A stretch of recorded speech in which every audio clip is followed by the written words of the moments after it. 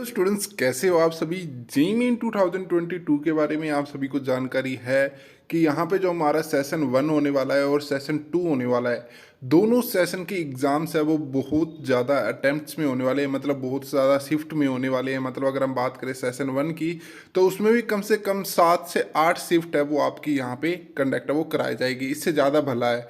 ठीक है, लेकिन यहाँ पे इस चीज़ को कुछ सॉल्यूशंस भी करना पड़ेगा, क्योंकि जितनी ज़्यादा शिफ्ट होएगी उतने ज़्यादा स्टूडेंट्स के 100 परसेंटाइल स्कोर होंगे। ठीक है, और उन 100 परसेंटाइल स्टूडेंट्स के स्कोर्स को फिर एनालाइज करना पड़ेगा कि इनमें से किस स्टूडेंट्स को वो रैंक 1 दी जाए, किस स्टूडेंट्स को रैंक 2 दी जाए। तो इस तरीके से ये चीज़ भी इनको यहाँ पे करनी होगी।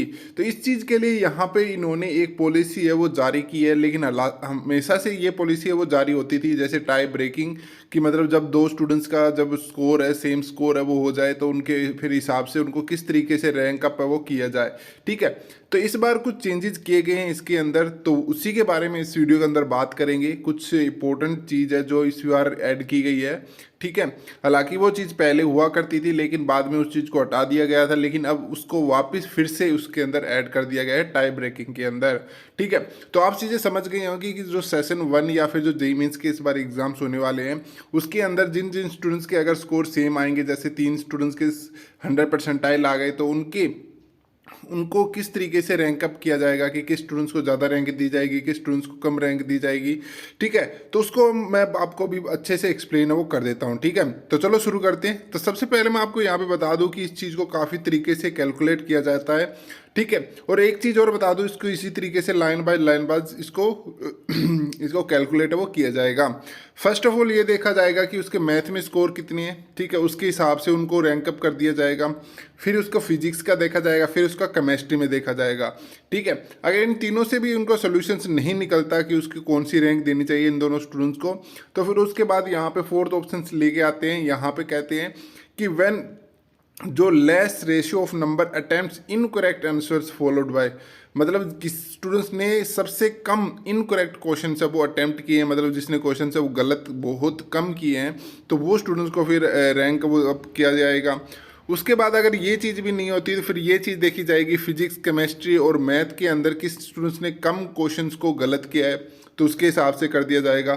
अब यहाँ पे आता है लास्ट के ये दो जो मोस्ट इंपॉर्टेंट पॉइंट है। ठीक है, सबसे पहले अगर हम बात करें यहाँ पे ओल्डर इन एज फॉलो, मतलब यहाँ पे उस चीज़ के हिसाब से देखा जाएगा, जो स्टूडेंट्स ओल्डर होएगा तो उसको पीछे रख दिया जाएगा, जो मतलब यहाँ पे उसी हिसाब से कैटेगरी को अरेंजमेंट है वो कर दिया जाएगा। अब यहाँ पे क्या चीज़ है देखिए, मैं आपको बताता हूँ। 2020 तक क्या था कि एक्चुअली जब तक दो एज का जो ये क्राइटेरिया रखा जाता था टाई ब्रेकिंग के अंदर, लेकिन 2021 के अंदर ये टाई ब्रेकिंग है मतलब के अंदर जो एज क्राइटेरिया वाला जो रूल होता था वो हटा दिया गया था।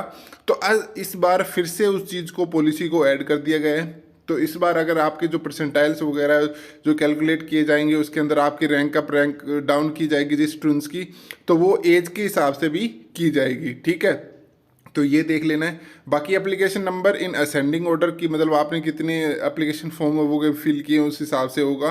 ठीक है, तो ये चीज़ें हैं, इस हिसाब से आपकी रैंक अप और रैंक डाउन की जाएगी कि जिस स्टूडेंट्स के क्वेश्चंस जिस स्टूडेंट्स के मार्क्स है वो टाई हो जाएंगे तो उनको किस तरीके से अलग है वो किया जाएगा। आई होप आप सभी को ये इन्फॉर्मेशन कैसी लगी हो, मुझे कमेंट करके ज़रूर बताना है।